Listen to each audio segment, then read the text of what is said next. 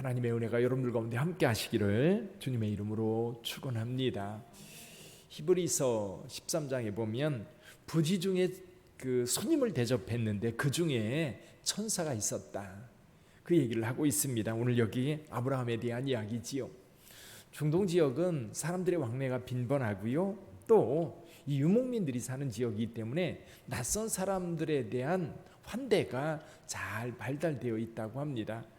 아마 그런 환대는 아마 아브라함에게서부터 오지 않았을까, 그렇게 생각이 됩니다. 지금도 베두인들, 지금 사막에 또는 유대 광야에 살고 있는 베두인들은 낯선 사람들을 잘 대접한다고 그래요.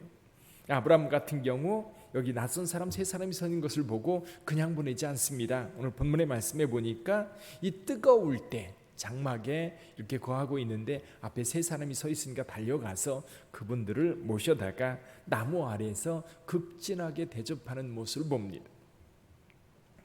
여기 그 3절에 보면 내 주여 내가 주께 은혜를 입었사오면 원하건대 종을 떠나 지나가지 마시옵고 물을 조금 가져오게 하사 당신들의 발을 씻으시고 나무 아래에서 쉬소서. 떡을 조금 가져다가 드리겠습니다. 먹고 기분을 좋게 한 다음에 지나가라고 말씀합니다. 그래서 아브라함은 사라에게 떡을 준비하게 하고 종들에게 송아지를 잡아서 그 고기를 준비하게 하고 여기 엉긴 젖, 우유 그리고 요리들을 가지고 와서 잘 대접합니다. 요즘은 이 환대 문화가 참 뭐라고 그럴까요? 개인주의라고 해야 되나요?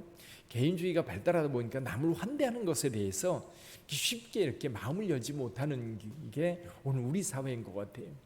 그래서 아파트에 살면서도 분명히 시골에서는 사실 동네 사람들이 이렇게 특별히 성격이 좀 이상한 사람 아니면 굉장히 다들 친밀합니다. 어렸을 때 생각해 보면 이런 거예요. 어렸을 때 생각해 보면 이 어른들이 생일을 맞이하면 저녁에 생일 잔치하는 게 아니라 꼭 아침에 생일 잔치를 하시더라고요. 생일 잔치를 차려놓고 아침에 이렇게 저를 보내서 이제 동네 사람들을 부릅니다. 그럼 어른들이 다 오셔요. 그 시간에 불러도. 그리고 이제 가끔 이제 친구네 집에서 아버지 식사하러 오시래요라고 초청이 오면 또 가서 아침 식사하고, 이게 이제 동네에서 일상적으로 일어나는 일들이었거든요. 그리고 잔치집이라든지 이런 데 벌어지면 이 거린들이 오면 거린들도 똑같이 한 상 차려서 줍니다. 그리고 또 뭐예요? 먹을 것까지 싸서 돌려줘요. 그러니까 이제 거린들도 상당히 많이 옵니다. 많이 와도 다 그렇게 대접해서 보내요. 그러니까 거린들도 와서 행패 부리거나 그런 일이 없습니다. 와서 잔치가 있으면 와가지고 먹고 그리고 싸주면 싸가지고 고맙다고 인사하고 갑니다. 근데 요즘에는 아파트에 살고 아파트뿐만 아니라 아래 위층에 살아도 누가 사는지 모르잖아요. 그렇지? 날마다 엘리베이터 타고 오르내리면서도 인사 없이, 그래도 이제 자주 마주치면 인사도 하고 안부도 묻고 그러는데, 이 이제 아래 위층에 누가 사는지도 모르고 살아가는 것이 오늘 우리 시대인 것 같아요. 좀 크리스찬들에게는 이런 환대 문화가 좀 많이 좀 생겨야 되지 않을까. 누군가를 좀 잘 대접해주고 잘 섬기는, 이것이 그리스도인들의 특징이기도 하거든요. 그래서 오늘 우리 시대에도 기회가 된다면 어려움이 있는 사람들, 고난 중에 있는 사람들 내가 대접할 수 있는 기회가 있을 때에 대접할 수 있는 저와 여러분들이 되기를 주님의 이름으로 축복합니다. 이렇게 잘 대접했더니 대접하면서 이분들이 말씀을 합니다. 그러니까 오늘 여기 말씀에 여호와께서 방문했다라고 되어 있어요. 그래서 여기 그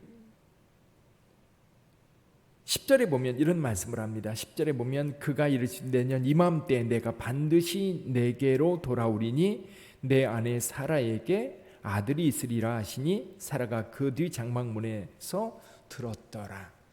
근데 이제 사라가 생각하기에 자기도 생리가 끊어졌고, 그리고 이제 남편 아브라함이 지금 99세거든요. 99세인데 무슨 낙이 있을까? 그러면서 속으로 웃고 있는 것을 이 천사들이 알고 왜 웃느냐라고 말씀합니다. 그러면서 내년에 반드시 아들이 있을 거다.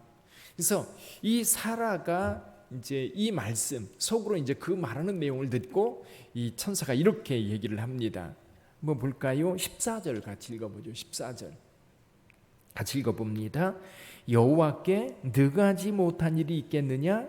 기한 이를 때에 내가 내게로 돌아오리니 사라에게 아들이 있으리라. 아멘. 여기 여호와께 능하지 못한 일이 있겠느냐? 그렇습니다. 우리가 믿는 우리 하나님은 전능하신 하나님이십니다. 그래서 창세기에 나오는 하나님은요, 전능하신 하나님이에요. 엘샤다이라고 그러죠. 전능하신 하나님. 그 전능하신 하나님께서 누구의 하나님이에요? 우리 하나님이고 여기 아브라함의 하나님이십니다. 근데 여러분, 하나님께서 전능하신 분이에요. 근데 그 전능하신 능력을 어떻게 행하세요? 물론 구약 시대에 보면 예를 들면 아브라함 사라에게 아기가 있는 것, 아브라함이나 사라가 어떻게 할 수 있는 게 아니에요.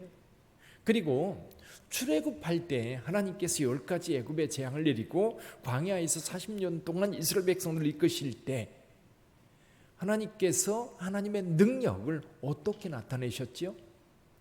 물론 하나님께서 직접 구름기둥 불기둥으로 그들에게 직접 보여주시기도 하지만 대개는 모세를 통해서 하나님이 기적을 일으키셨어요. 모세에게 반석을 쳐라, 모세에게 명해라, 모세에게 이렇게 말해라.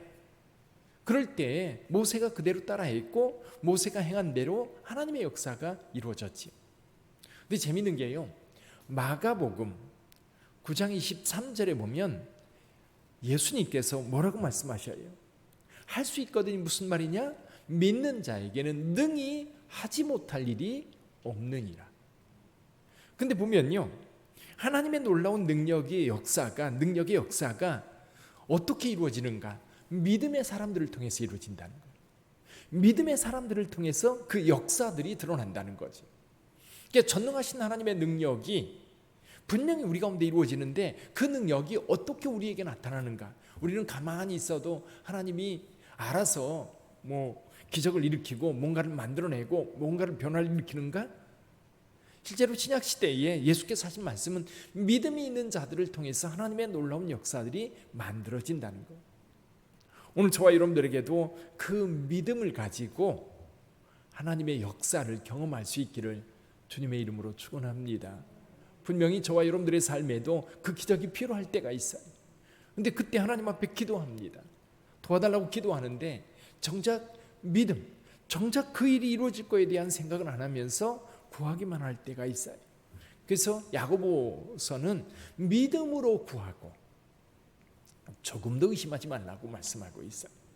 그래서 저와 여러분들이 믿음을 가지고 하나님 앞에 구하여 하나님의 전능한 능력을 여러분들의 삶 속에서 경험할 수 있기를 주님의 이름으로 축원합니다.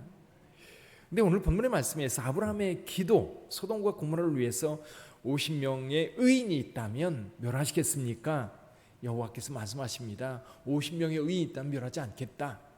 또 아브라함이 그럽니다. 그럼 50명에서 5명 빠지면요, 거기서 5명이 모자라 가지고 40명일 때는요, 30명일 때는요, 20명일 때는요, 10명일 때는요, 사실은 의인 10명이 없어 소돔과 고모라가 멸망을 당하거든요.